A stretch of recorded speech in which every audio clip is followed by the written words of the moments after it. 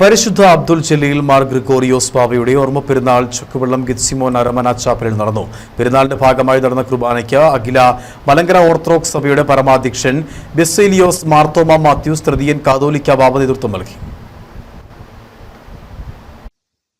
ഓർമ്മ പെരുന്നാളിന്റെ ഒന്നാം ദിവസം സന്ധ്യാപ്രാർത്ഥനയ്ക്ക് ശേഷം 6-ാം മൈൽ സെന്റ് ജോർജ് കുരിശടിയിലേക്ക് ഭക്തിനിർഭരമായ റാസ നടന്നു.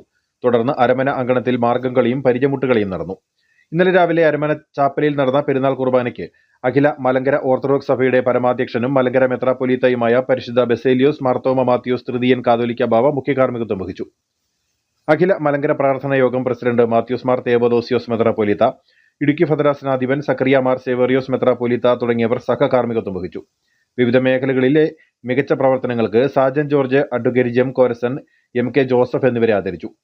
ഭദ്രാസന സെക്രട്ടറി ഫാദർ ബിജു ആൻഡ്രൂസ്, അരമന മാനേജർ ഫാദർ ജോർജ് വർഗീസ്, ഭദ്രാസന വൈദികർ, ഭദ്രാസന കൗൺസിൽ അംഗങ്ങൾ, മാനേജിംഗ് കമ്മിറ്റി അംഗങ്ങൾ തുടങ്ങിയവർ പരിപാടികൾക്ക് നേതൃത്വം നൽകി. News bureau, Anakkara.